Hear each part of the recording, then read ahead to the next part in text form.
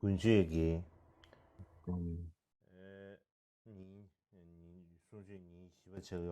Aujourd'hui, c'est la 4e session d'enseignement des Gunshu. Et tout d'abord,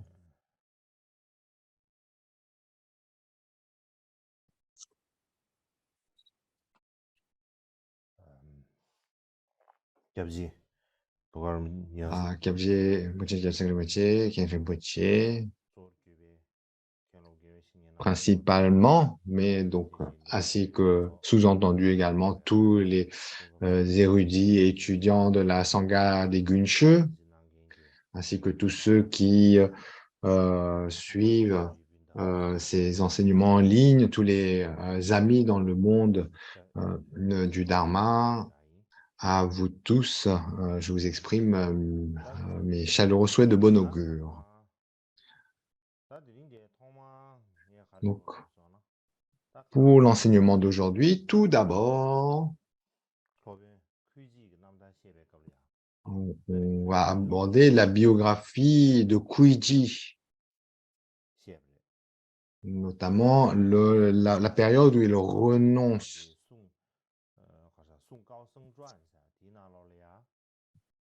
Alors, tout d'abord, dans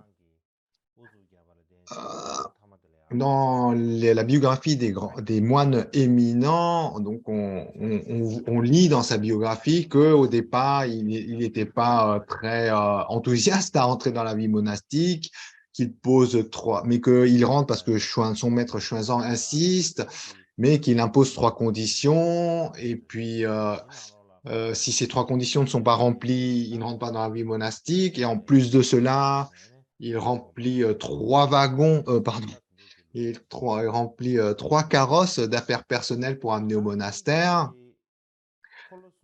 Donc, ça évoqué dans la biographie des maîtres imminents, mais donc ce récit doit être examiné pour savoir si c'est vraiment un fait historique. Est-ce que vrai donc dans cette biographie, on dit que le maître Kuiji donc hérite de ce surnom de moine aux 3 carrosses, parce que justement, il prend 3 carrosses d'affaires personnelles pour les amener au monastère. Mais donc, ce récit ainsi que ce surnom est à examiner. Est-ce que c'est vraiment quelque chose qui est factuel? Alors, pourquoi on s'intéresse à ce point? Alors, tout d'abord, ce qu'il convient de savoir, c'est que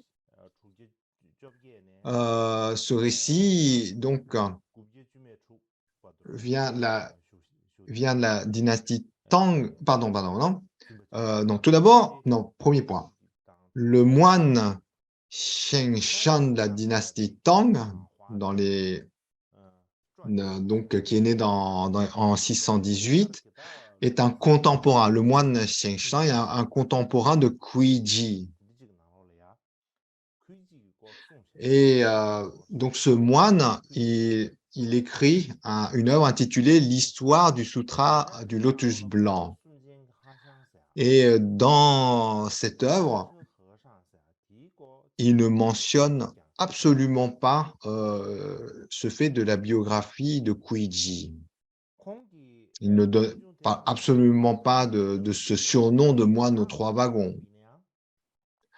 Non seulement cela, donc il n'y a aucune allusion à ce surnom de moine aux 3 carrosses. Alors, en fait,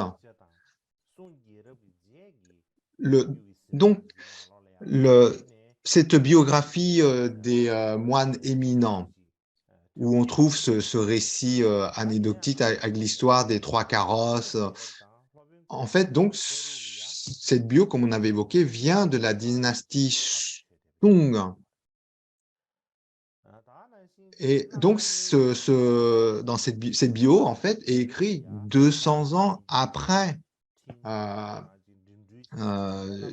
Kuiji, après le décès de Kuiji. Donc, il y a 200 ans entre la mort de Kuiji et cette biographie des moines éminents qui est datée de la dynastie Sung. Et, et puis aussi, donc, à ces époques anciennes, le fait d'envoyer des messages ou de voyager était difficile. En plus de cela, lors de la transition entre la dynastie Tang et la dynastie Sung, il y a eu une période de persécution du bouddhisme durant laquelle beaucoup de documents bouddhistes ont été détruits. Et par conséquent, on est en droit de douter comme quoi ce récit, comme quoi Kuiji, en fait, a imposé des conditions pour rentrer dans la vie monastique, a rempli 3 carrosses d'affaires personnelles pour aller au monastère et a hérité du surnom de moine aux 3 carrosses et à prendre avec précaution.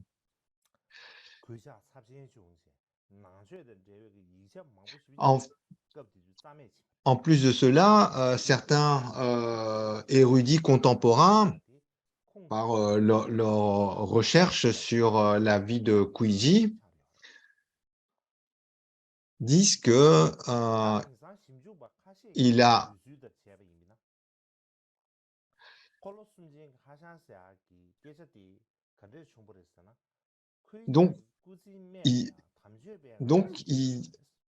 donc ces chercheurs disent que donc ce surnom de moine aux 3 wagons serait venu à la suite d'une discorde dont l'origine est que Kuiji tout d'abord enseigne le sutra du lotus blanc et les commentaires qu'il donne du sutra du lotus blanc en fait ne correspondent pas à la façon dont est enseigné le lotus blanc dans l'école Tiantai.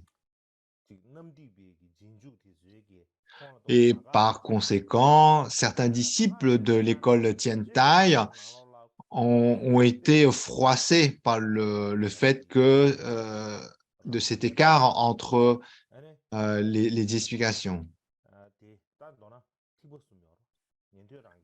Et notamment, on parle de 3 véhicules, n'est-ce pas? Le véhicule principal, le véhicule des auditeurs et le véhicule des Bouddhas solitaires. Le véhicule des auditeurs, le véhicule des bodhisattvas. Et donc, il y a des images. Donc, la biche et celle des auditeurs, la roue de la biche, celle des auditeurs, le buffle, la roue de la buffle et celui des bodhisattvas. En fait, donc les 3 véhicules est illustré par 3 images avec des animaux. Donc le premier, donc c'est un animal, la roue d'un animal. Deuxième, celui de la biche. Troisième, celui du buffle.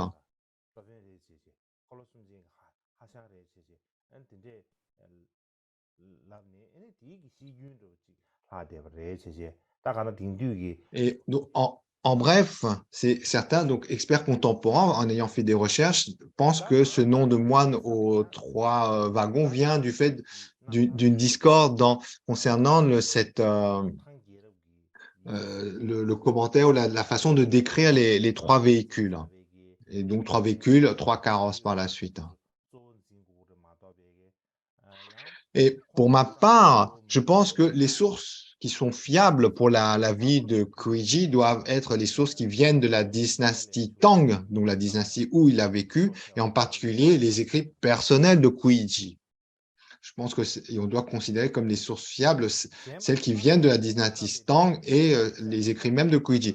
Autrement, il y a vraiment le danger de faire des fausses accusations d'un grand maître et ou en ayant de mauvaises ou une mauvaise opinion, une mauvaise croyance d'un grand maître, on accumule ainsi vraiment des choses très mauvaises. Et donc, pour à mieux connaître l'histoire de Kuiji, la véritable histoire de Kuiji, on peut lire Shakya, Shakya, Shakyamuni. Donc, on parle du nom d'un moine, Shutachunsh. Et donc, dans Shi au début, donc, son mot, bon, bref. Donc, il y a un commentaire de Sheng Xiang, dans du moine, on a évoqué tout à l'heure un moine contemporain de Kuiji, et lui, dans son écrit de l'histoire du Sutra de Lotus Blanc, qu'est-ce qu'il est écrit? Il dit, le maître Mahayana Ji, donc Kuiji, avait été étudiant de Xuanzang. Xuanzang avait 300 étudiants. Parmi ces 300 étudiants, 70 des disciples de Xuanzang avaient obtenu des réalisations. 4 étaient des seniors, on va dire des patriarches ayant vraiment une grande expérience de la pratique. Et de tous les disciples de Xuanzang, Kuiji était comme le joyau au sommet de la couronne.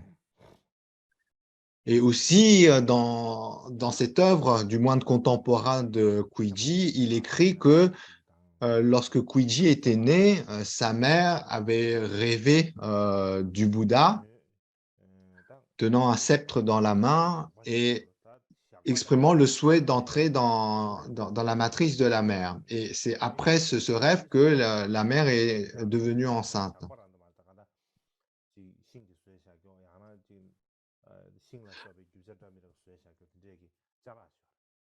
Donc, il avait dans le rêve, le Bouddha tenait quelque chose dans la main qui ressemble à un sceptre. Le texte n'est pas précis sur ce quoi le Bouddha tenait dans la main.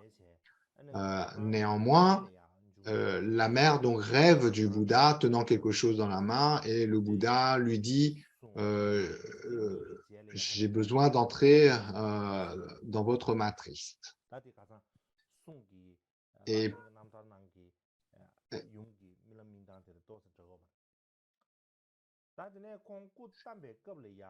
ensuite, donc la mère tombe enceinte et lorsque Kuiji naît,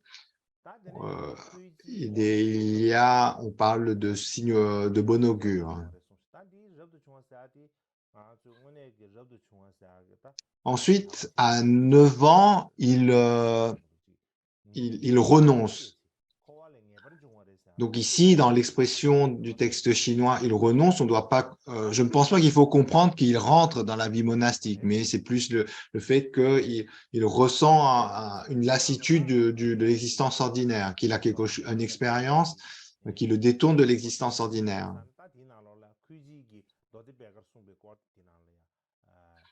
Et ensuite, conformément aux autres écrits, à 17 ans, Kuiji entre dans la vie monastique. Et lorsqu'il enseigne le sutra du lotus blanc, Kuiji écrit un commentaire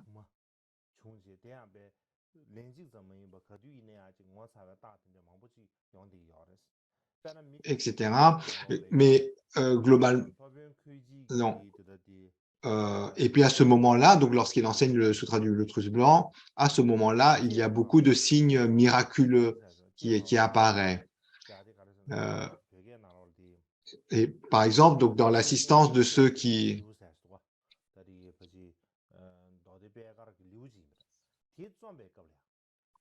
et donc par exemple, donc il y a des personnes témoignent ceux qui ont reçu ces enseignements, donc témoignent d'expériences incroyables, comme par exemple lorsque Kuiji commence à écrire le chapitre de la vision du stupa, certaines personnes rêvent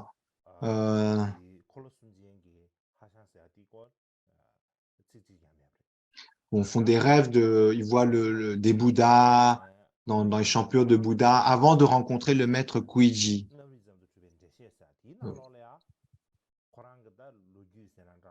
Et puis aussi, comme je l'ai évoqué, dans son propre œuvre, dans la propre œuvre de Kuiji intitulée Explication du traité prouvant l'esprit seul. Kuiji lui-même écrit à propos de lui-même, j'ai eu beaucoup de hauts et de bas. Et, et puis aussi, dans les écrits, il est évoqué qu'à 9 ans, Kuiji perd par an. Le terme n'est pas précis, mais on pense qu'il a perdu sa mère à 9 ans et que suite à cela,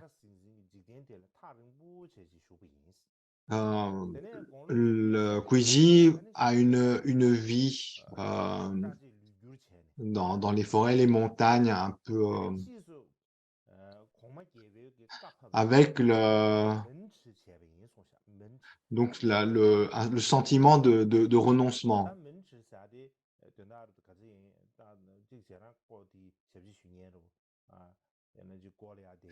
Et donc, dans sa propre œuvre, Kuiji écrit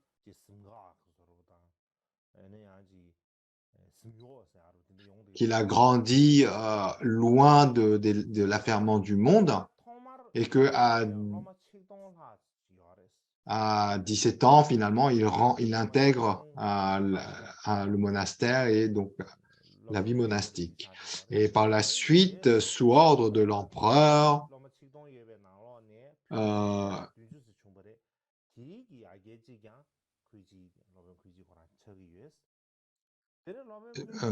donc il intègre un certain statut et il est tout d'abord un des 1000 étudiants de Xuanzang.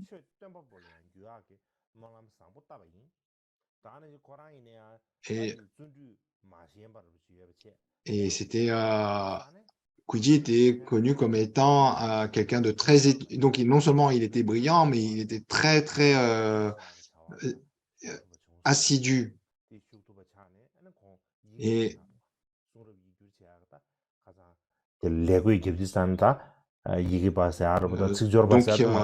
donc c'est bien qu'il faisait partie des 60 plus brillants étudiants de Xuanzang et que par la suite lui-même, au travers de son assiduité, il avait le souhait de détenir la lignée, d'enseigner.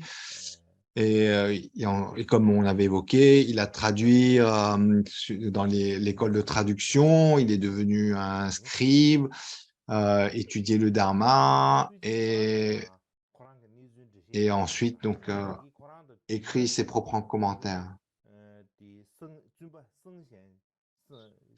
Et donc, lorsqu'on regarde tous ces écrits, les écrits contemporains de la dynastie Tang, notamment donc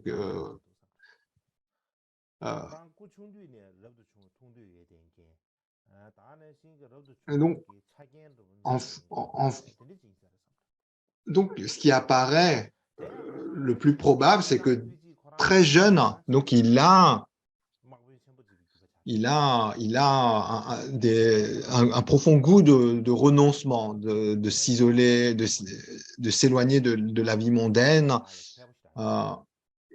Donc, ça, des récits évoqués, donc il y a ce point de concordance qui apparaît clairement. Et aussi, comme on avait évoqué la dernière fois, il vient d'une lignée de général de guerre renommé.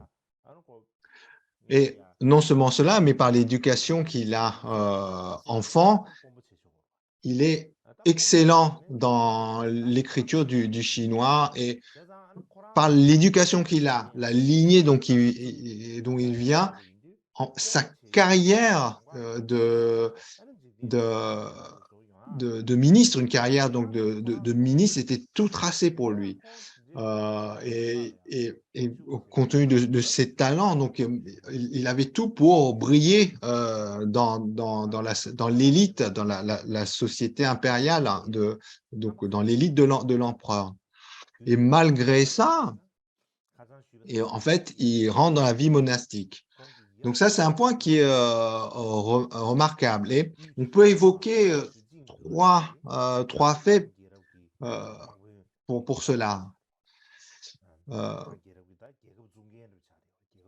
Donc le premier est donc qui l'a influencé à se détourner de sa voie tracée de ministre ou d'homme de renom au sein de la société de l'empereur.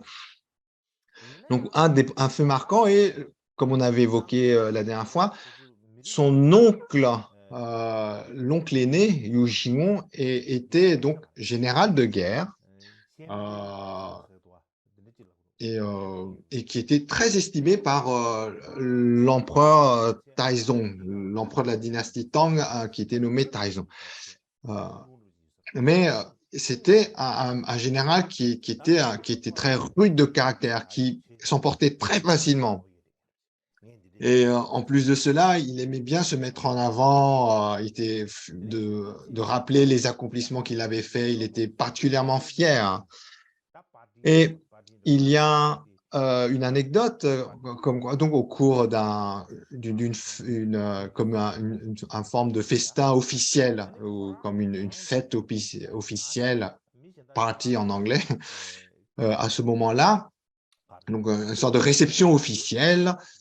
Donc les ministres généraux sont rassemblés et là, donc son nom qui est général est un peu mal installé par rapport en fait à son rang. Du moins lui, c'est ce qu'il sent et donc il en fait quand même une affaire. Il râle du fait d'être ainsi installé dans. Et puis à la fin d'un geste un peu brusque et maladroit, il a failli éborgner un des convives. Et ça fâche l'empereur. L'empereur Taizong. Et là, à ce moment-là, donc il dit Cao Zhu, donc il évoque un fait, Liu Bang. Il parle donc du meurtre commis par un Liu Bang donc il tue un ministre, Haixin, ainsi que d'autres bons officiers. Donc, il dit, il semble que Liu Bang a assassiné Zhang Jing et d'autres excellents officiers, mais il dit que ce n'est pas la faute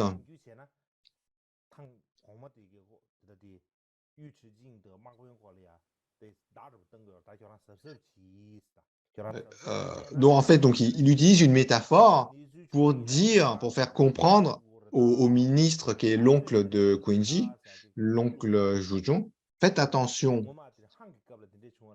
Donc, il dit, à l'époque, en fait, il rappelle un fait historique qui est l'assassinat de Han Xing par Liu Bang, etc. Mais en fait, c'est une façon de dire attention, de faire mettre et de lui faire comprendre qu'à la prochaine erreur de sa part, eh bien, les choses pourraient se corser pour lui. Donc, c'était une façon un peu élégante de l'empereur pour mettre en garde son général. Pour lui dire que la prochaine fois que tu fais une bêtise de ce genre, tu devras subir les conséquences. Et par la suite, eh bien, ce général a une dispute avec un ministre, et si bien que l'empereur le dégrade et l'envoie envoie en fait en charge dans des régions plus extérieures. Donc, il est dégradé et il a des responsabilités en dehors de la région de l'empereur, dans des régions lointaines. Et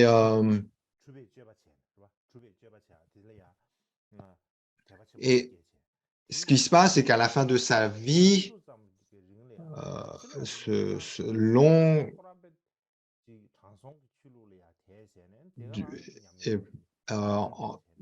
ressent donc est affecté par cette chute Et puis aussi, il éprouve ensuite une grande foi dans le chemin des sages, et si bien il entre de façon très assidue dans la pratique spirituelle. Si bien qu'à la fin de sa vie, pendant 16 ans, en fait, il ne rencontre plus personne. Il s'isole pour finir sa vie simplement dans la pratique spirituelle. Ainsi, donc, son oncle Kyoteba, un général de grand renom au sein de l'empereur, de l'entourage de l'empereur, eh bien, il se fait dégrader, et puis ensuite, et donc il vit de façon éloignée, et puis il finit lui-même par s'exclure complètement de la vie sociale pour ne plus rencontrer plus personne et suivre entièrement une vie spirituelle. Et ça a dû influencer Kuiji dans son enfance.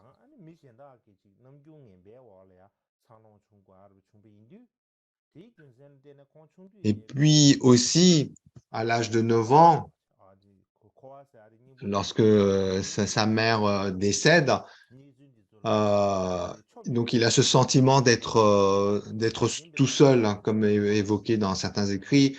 Il se sent comme orphelin et avec aucun ami de son âge, parce qu'au contraire, donc il était plutôt comme les gens étaient un peu moqueurs ou méprisants par le fait qu'il était dans une si mauvaise situation malgré sa lignée.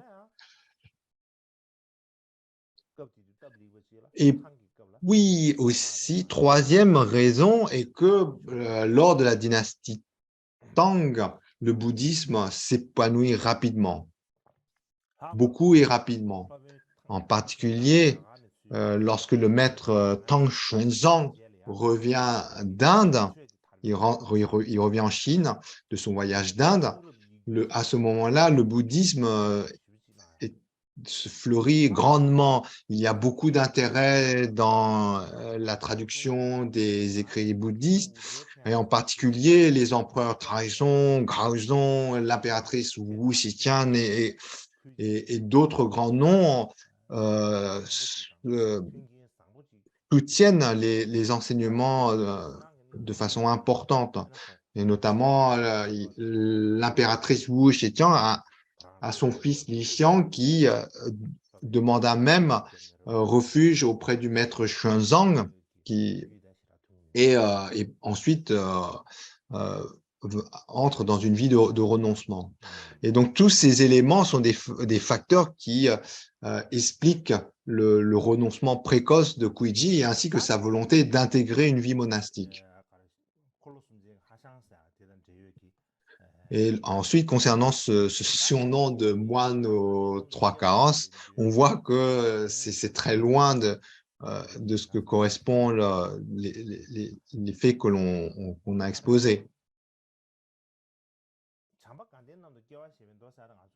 Et maintenant, on avait évoqué l'histoire du commentaire du Sutra de l'ascension de Maitreya Tushita la dernière fois. Donc, on va développer ce point.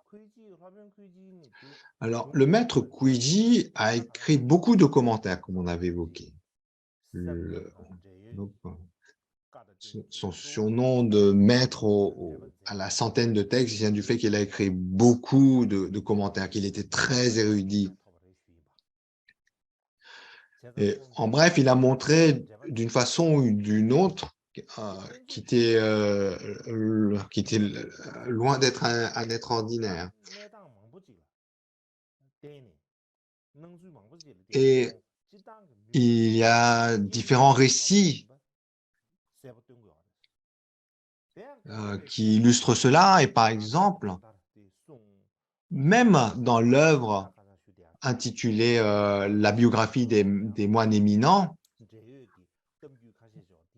donc là, il y a 2-3 récits que je évoquais. Je pense que c'est bien d'évoquer. Donc pourquoi évoquer ces récits? En fait, c'est parce que ça permet d'avoir une meilleure idée de à quel point Kuiji n'était pas un être ordinaire. Donc tout d'abord, le premier récit venant de cette biographie des moines éminents porte sur le commentaire du sutra de l'ascension de Maitreya à Tushita. En 674, donc ce récit évoque comment Kuiji écrit le commentaire sur le sutra de l'ascension de Maitreya à Tushita. En 674, Kuiji va vers le fameux mont aux 5 pics. Il y va une ou deux fois. Mais à cette époque, il y avait plus de 500 personnes, moines et non ordonnés inclus, qui s'étaient rassemblés. Et Kuiji avait fondé un monastère, construit de nombreuses statues, notamment une statue de Maitreya, devant laquelle le maître Kuiji lui-même prenait les vœux de Bodhisattva, récitait des prières, mais je parlerai un peu plus tard de ça. En tout cas, maître Kuiji était un des maîtres célèbres du mont des 5 pics. Et il a aussi contribué à la propagation de la philosophie de l'esprit seul. Mais pour parler donc de ce mont aux 5 pics, qui est un mont sacré,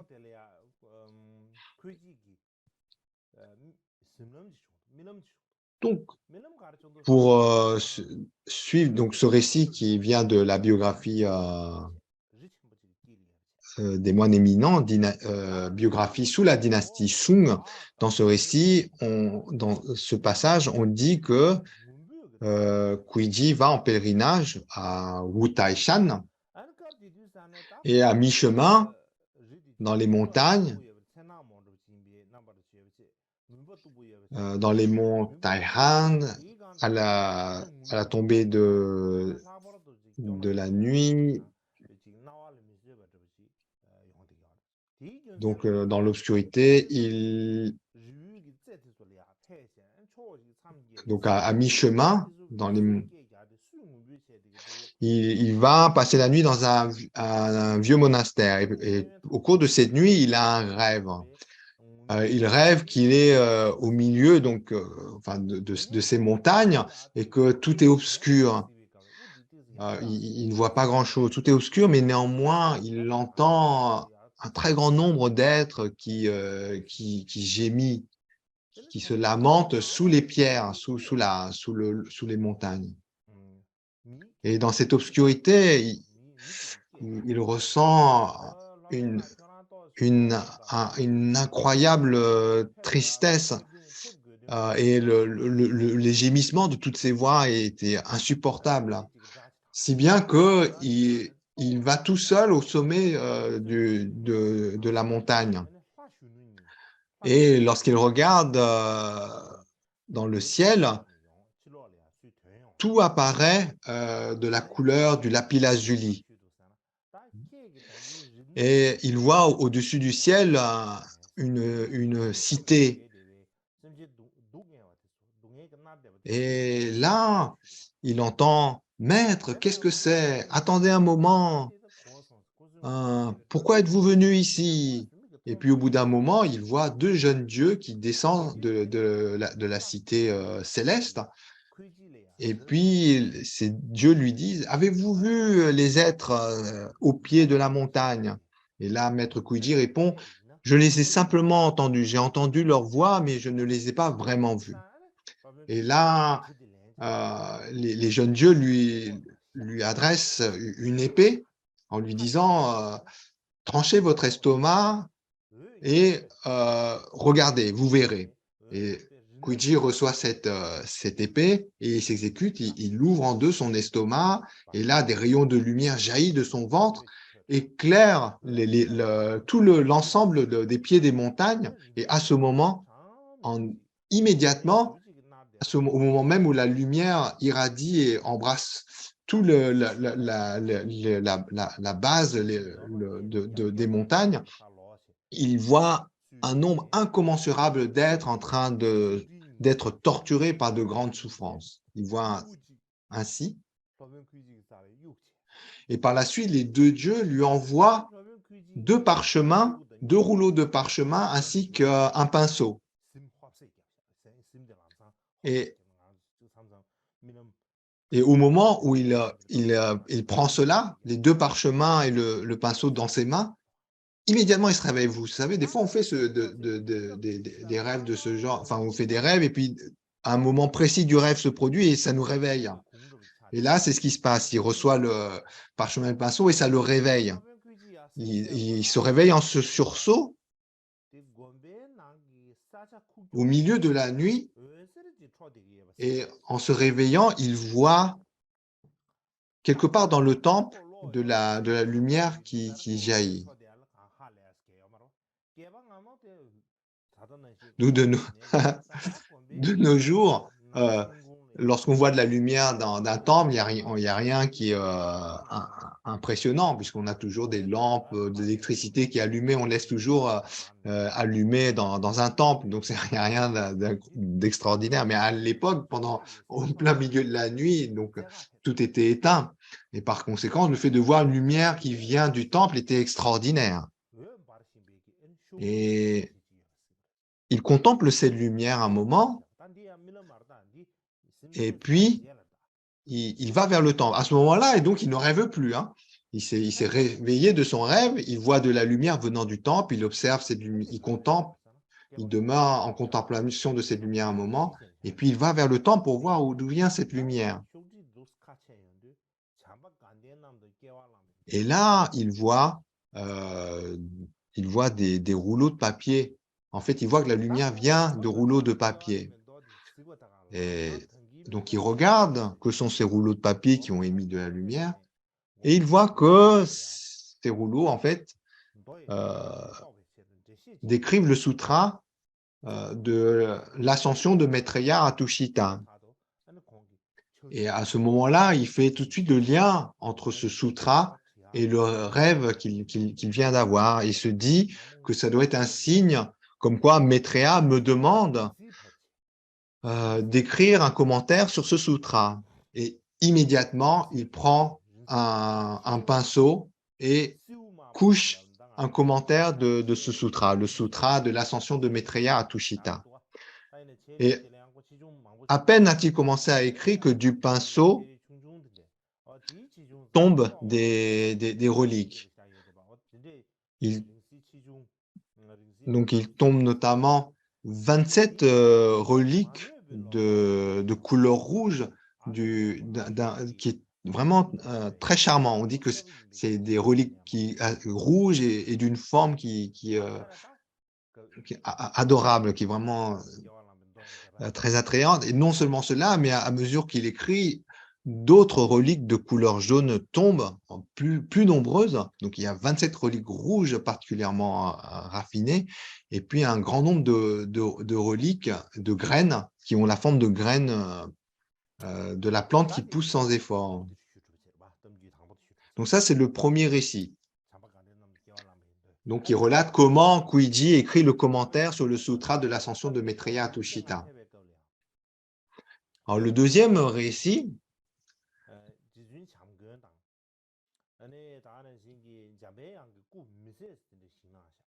et aussi, donc, un autre récit, comme on a évoqué, Maître Kuiji a construit des statues, notamment une statue de Maitreya, donc au mont des 5 pics. Donc, généralement, le mont des 5 pics, c'est reconnu comme étant un lieu sacré associé à Manjushri, n'est-ce pas? Et donc, par rapport à cela, il a, en particulier, parmi les différentes statues qu'il a construites, Maître Kuiji a construit une statue remarquable de Manjushri, devant laquelle donc, il a notamment pris les vœux de Bodhisattva, récité des prières. Et notamment, de ces statues, certaines ont des qualités ou un rayonnement remarquable. On évoque cela. Mais ensuite, ce n'est pas le sujet du deuxième récit. le deuxième récit, en fait, se trouve dans la biographie de Dao Sheng, qui est un maître de la lignée du Vinaya. Donc, dans la biographie du maître Dao She, qui est détenteur du Vinaya, il est notamment le fondateur de la lignée du Vinaya en Chine. On parle aussi de la lignée des écoles des montagnes de l'Est, du Sud, pardon, des montagnes du Sud. Et donc, dans cette biographie du maître Dao Shen,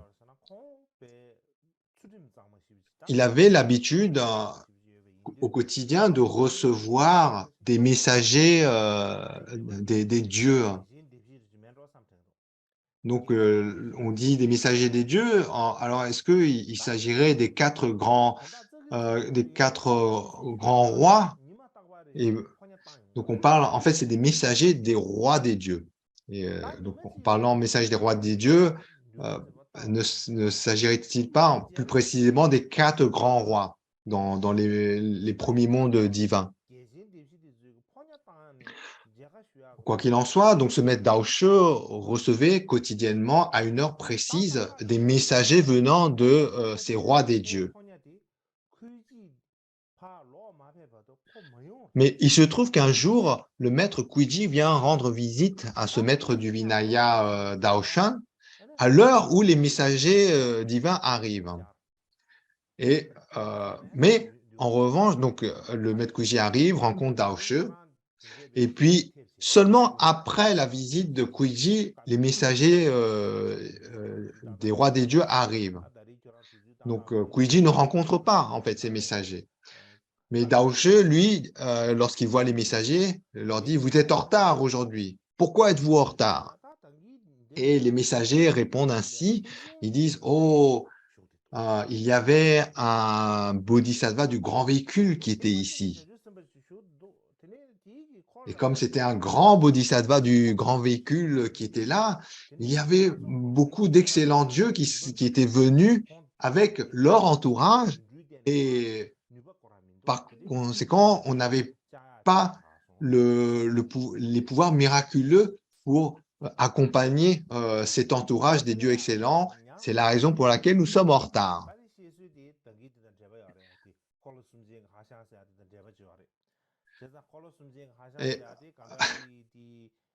Et lorsque l'on voit ces deux récits, pour revenir à ce surnom de moine aux trois carrosses, on peut en douter un peu de la véracité, de la raison pour laquelle il a eu ce surnom. Ce surnom de moine aux trois carrosses est un peu douteux, et notamment la raison pour laquelle il a eu ce surnom est également douteux. Et en fait, lorsqu'on recherche un peu sur la vie de Kuiji, on voit qu'il a beaucoup de choses, de récits qui montrent qu'il était loin d'être une personne ordinaire. Non seulement cela, mais finalement, l'activité et l'influence qu'il a eue dans la société à son époque montre également qu'il qu'il était loin d'être ordinaire. Donc, on est loin de ce surnom du moine aux trois carrosses.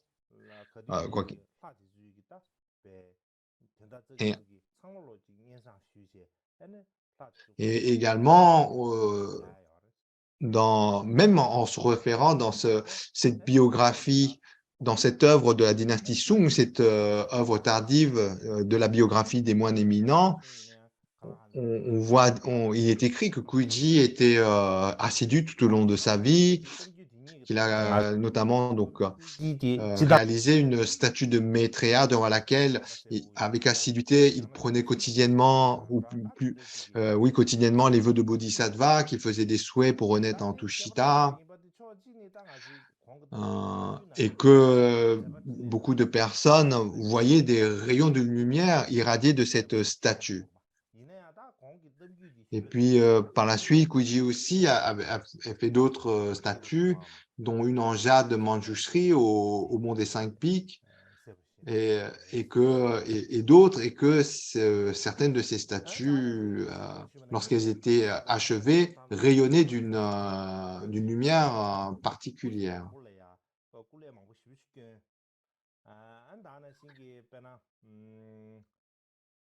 Euh, Et puis aussi, donc pour illustrer son assiduité, en 682, donc ça doit correspondre à la première année du règne de Yongshu. Et donc, comme on avait évoqué, il travaillait dans l'école de traduction au temple Shihen.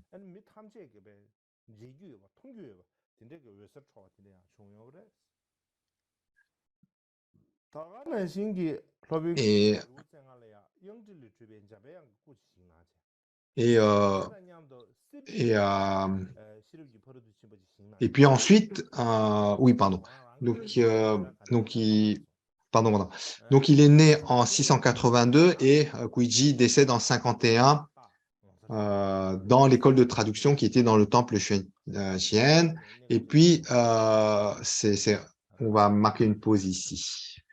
Et donc, juste pour finir, après son décès, donc il est enterré devant la statue de son maître Xuanzang. Et puis, oui, et puis lorsqu'il était vivant, les disciples le considéraient comme étant indissociable du maître Xuanzang même.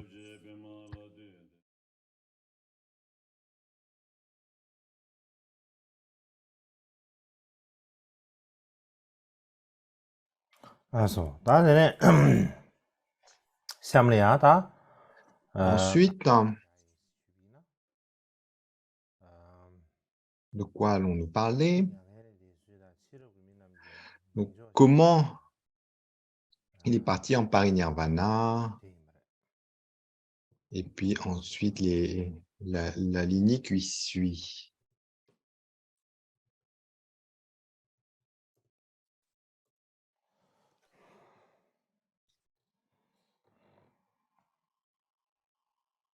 Attendez un peu.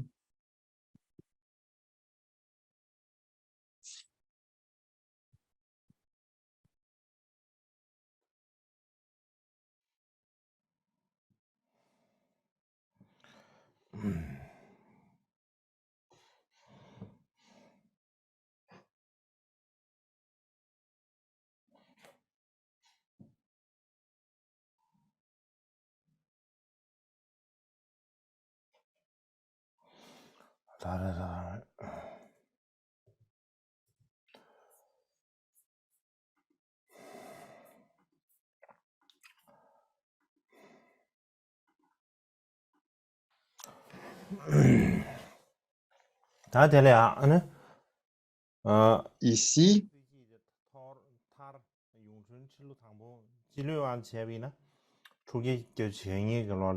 comme indiqué sur ces diapos, il est né en 682. Le maître Kuiji est né en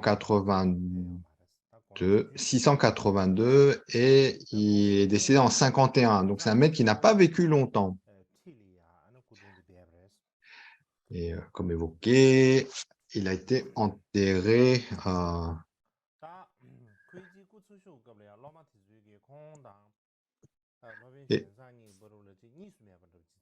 donc il était enterré devant une statue de Xuanzang. Et puis aussi, lorsqu'il était vivant, déjà à un jeune âge, les disciples le regardaient comme étant indissociable du maître Xuanzang.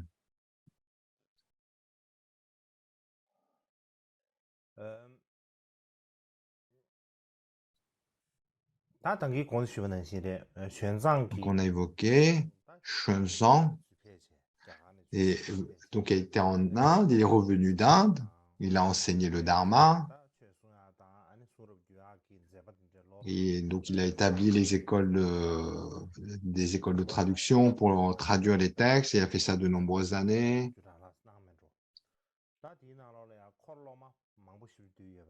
Il a également eu beaucoup de disciples, comme on a évoqué, plus de 3000 disciples au travers des écoles de traduction.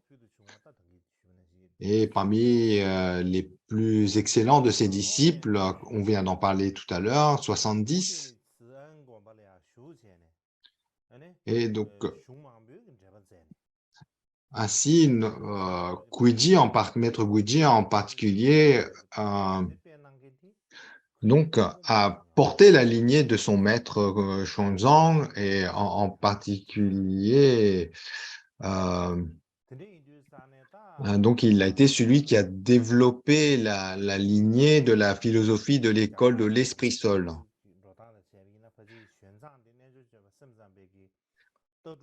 Et donc, indiqué dans le deuxième point, le maître Xuanzang, on le considère comme étant le fondateur des vues philosophiques, de la lignée des vues philosophiques de l'école de l'esprit seul en Chine. Et le maître Kuiji, son disciple, est considéré comme celui qui a vraiment fait développer cette lignée philosophique.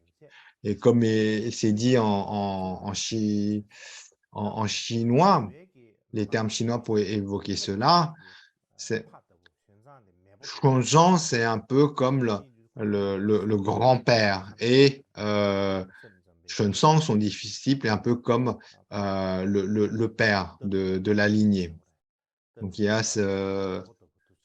donc, lorsqu'on parle de cette lignée de l'école philosophique de l'esprit seul en Chine, donc celui qui a vraiment initié la lignée, le maître Xuanzang, et celui qui vraiment l'a fait se connaître, l'a fait se développer, c'est le maître Shuiji, d'où ces appellations.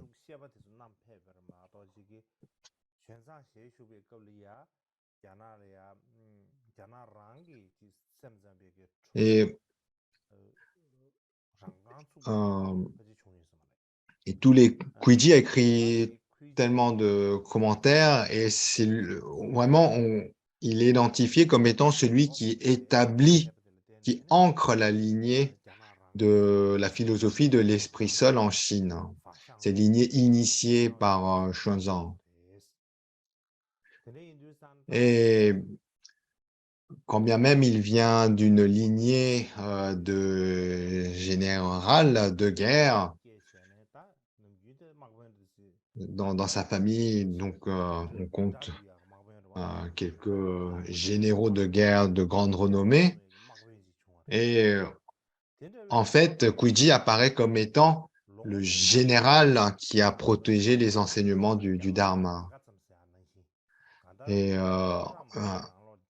un être de son envergure est rarissime, même lorsqu'on considère un millénaire d'histoire, l'apparition d'un être de telle qualité est rare.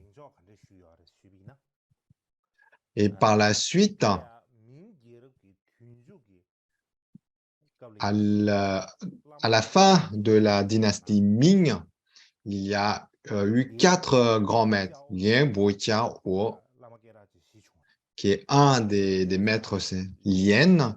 Lian Shi, donc le nom de ce maître, c'est Lian Shi Shuhong. C'est un maître célèbre de Chine, de la dynastie Ming.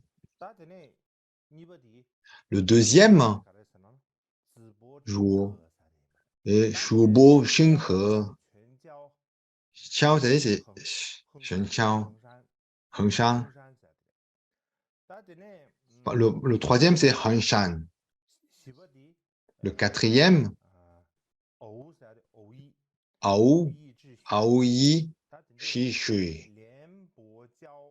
Donc, les 4 grands maîtres de la dynastie Ming, Liao Xing, Shuo Huo, Shi Baixing. Ce sont les 4 qu'on a nommés. Et parmi ces 4, Han Shan Tai Xing, donc le troisième qu'on a cité, est particulièrement reconnu. Et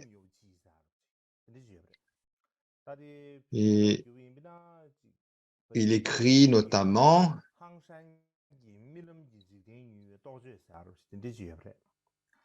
Donc, il écrit des œuvres, notamment parmi les œuvres qu'il a écrites, très reconnues, il fait une louange au maître Kuiji. Donc, on va citer.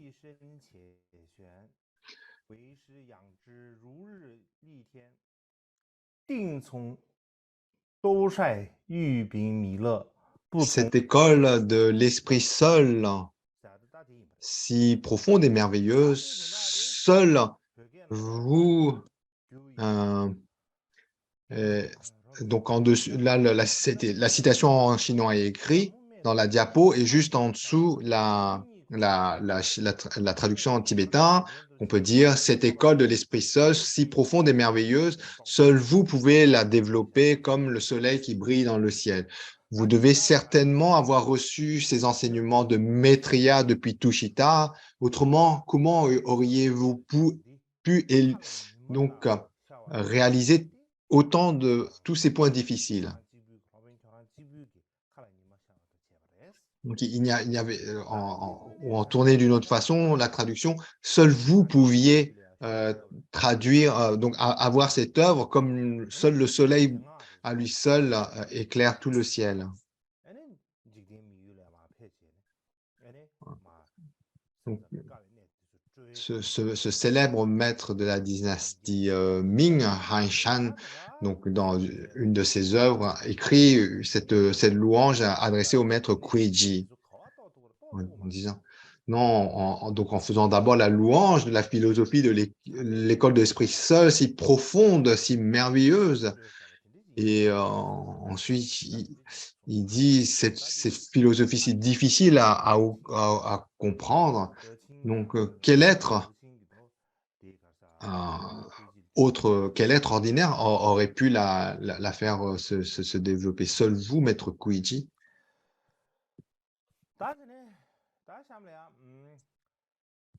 etc. Ensuite,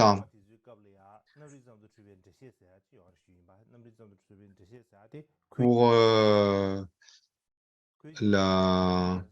5e jour,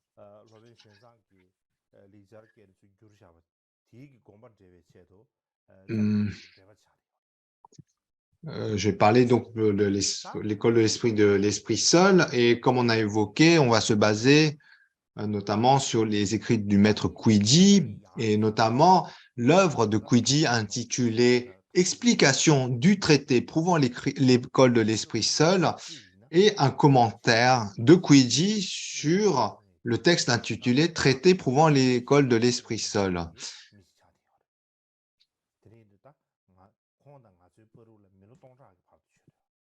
Et comme on a dit, ce grand maître de la dynastie Tang donc, a vécu il y a plus de 1300 ans. Donc, entre nous et ce maître, il y a 1300 ans qui se sont écoulés.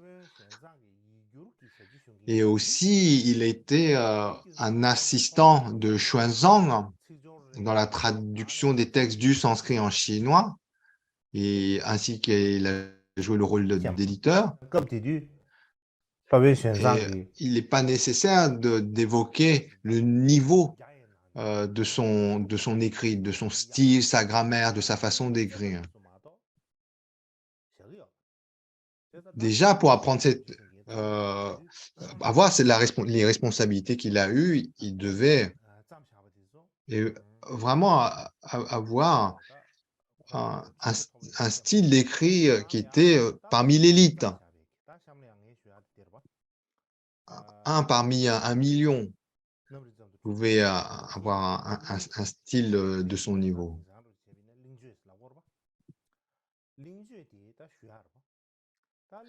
Et aussi, lorsque Kuiji écrit en chinois, donc ses écrits font autorité. Il écrit dans un chinois classique qui est de nos jours difficile à comprendre, qui demeure de nos jours difficile à comprendre, et également les termes qu'il utilise, la syntaxe, la grammaire, ne sont pas des termes qui sont faciles à comprendre ou à traduire de nos jours. Ainsi, même envisager de traduire en tibétain, ces écrits en tibétain, ou c'est extrêmement compliqué. Ne parlons pas de moi, même pour des Chinois, arriver à, d'une certaine façon, rephraser en tibétain, en chinois plus, moins classique, euh, plus accessible est loin d'être évident. Et par conséquent, je pense, donc par exemple, dans ce traité qui est intitulé Explication du traité prouvant l'école de l'esprit seul, il y a une introduction dans cette œuvre, et l'introduction, rien que l'introduction est difficile en chinois à comprendre. Si point que, en fait, rien que cette introduction, lorsqu'on lit simplement cette introduction, même en étant chinois, c'est une introduction qui est difficile à comprendre, tant les termes sont classiques, la syntaxe, la grammaire utilisée est raffinée. C'est vraiment l'écrit une des écritures les plus raffinées de l'époque impériale, et si bien que même en chinois, il y a des commentaires de cette introduction. Donc on évoque 3 commentaires dans cette diapo. Notez 1, 2, 3. 3 commentaires en chinois de l'introduction de Maître Kuiji sur l'œuvre intitulée Explication du traité prouvant l'esprit seul. Tout d'abord, le premier vient de Ling Tai, du disciple de Kuiji qui s'appelle Ling Tai. Le deuxième vient du 8e siècle, vient du moine japonais de l'école Fashan. Donc, son nom, c'est Shenzhou. Donc, il écrit une œuvre intitulée L'explication de l'introduction de l'explication du traité prouvant, du commentaire prouvant le traité de l'esprit seul. Donc, c'est une œuvre en soi qui explique simplement l'introduction de Maître Kuiji sur le commentaire du traité de l'esprit seul, le commentaire prouvant l'esprit seul.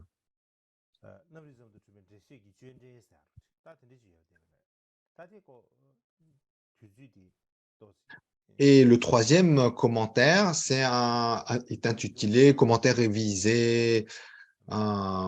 C'est pas un érudit chinois, il est plus contemporain, c'est de notre époque.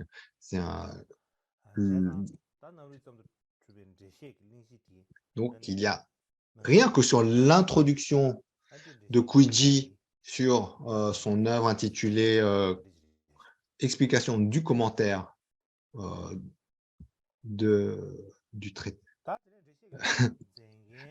du traité prouvant l'esprit seul. Donc, on trouve 3 commentaires, rien que pour l'introduction. Et le premier qu'on a évoqué, c'est le Ling Tai. Ling Tai, disciple direct de Kuiji. Hélas, pour nous, il n'y a pas de récit sur la vie de ce disciple, du disciple de Ling Tai, du disciple qui est Ling Tai. On sait qu'il était un moine de la dynastie Tang et qu'il était disciple de Kuiji. Ensuite, le deuxième commentaire vient d'un moine japonais, Shenzhou, du 8e siècle. Hélas pour nous aussi, il n'y a pas de détails, d'informations sur sa vie. On sait d'informations détaillées. On sait que son maître est Genbo. Donc, c'est le nom de son maître. En chinois, c'est Xuanfang. Ça, Xuanfang, c'est le nom en chinois, mais son nom japonais, vous venez juste de l'entendre. Et son maître a étudié donc l'esprit seul ainsi que l'esprit nommé. Et donc le maître Shenju, donc dont l'auteur du second commentaire,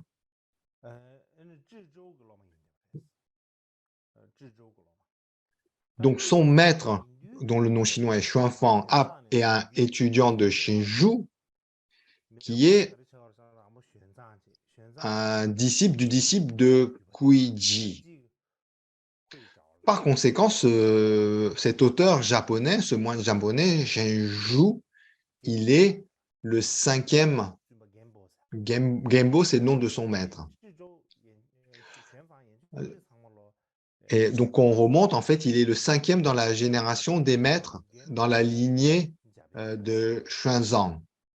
Donc, tout d'abord, Xuanzang, toutes les idées de l'école de l'esprit seul en chinois, transmet ça à son disciple, à son plus grand disciple qui est le maître Kuiji. Kuiji à Huijiao, Huijiao à Shishao. Ensuite, cela passe par le maître japonais dont le nom chinois est Xuanfang et qui le transmet au maître japonais Shenju, qui est l'auteur du commentaire sur l'introduction de Kuiji.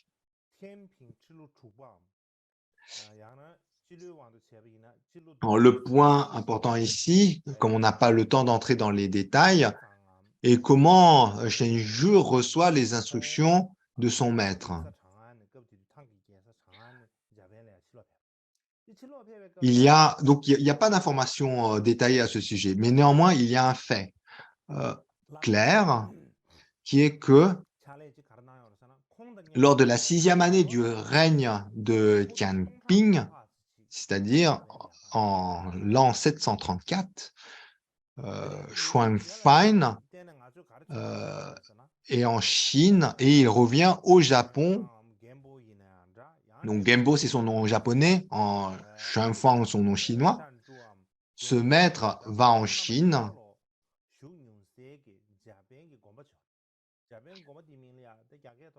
Donc ces deux maîtres, à la fois le maître Genbo, dont le nom chinois est Xuanfang, et son disciple Shenju, ont fondé des monastères au Japon.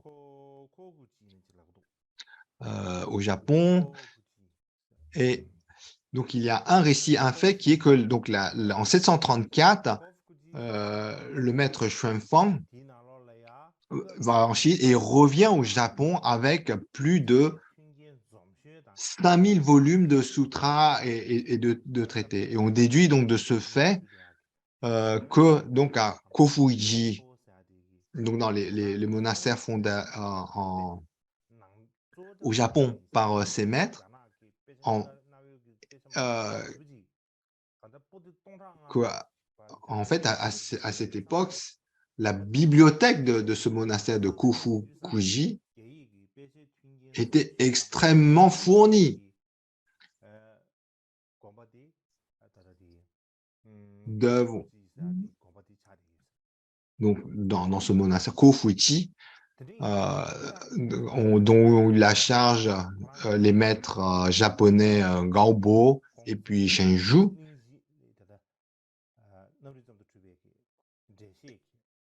Donc, la bibliothèque de ce monastère a été très fournie en textes sur l'école de l'esprit seul, notamment au 8e siècle. 8e siècle, dont vient le commentaire de ce maître japonais Shenju. Donc, on peut déduire qu'à cette époque-là, la bibliothèque de ce monastère au Japon était très bien fournie de textes. Et, sur l'école de l'esprit seul, et notamment, on peut en déduire ça parce que le maître Shenju, le maître japonais Shenju, cite dans ses écrits de nombreux textes chinois.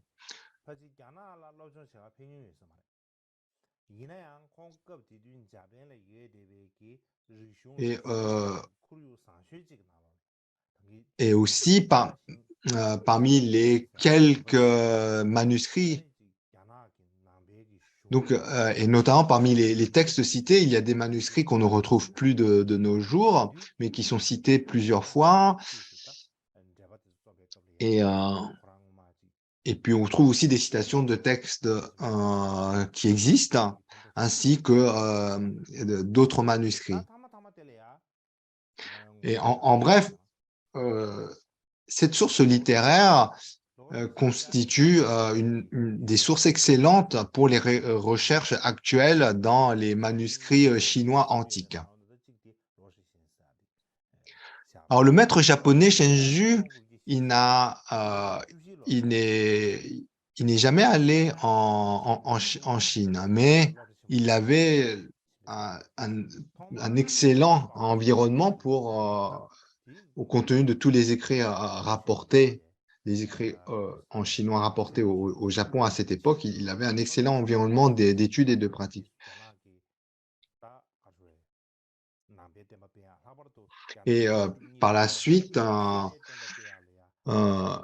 il a eu l'opportunité d'étudier, de faire des recherches sur des écrits bouddhistes traduits en chinois. Donc, il avait dans sa bibliothèque beaucoup de références en chinois et qui ont été visiblement utiles à ses commentaires puisqu'il cite abondamment ces sources.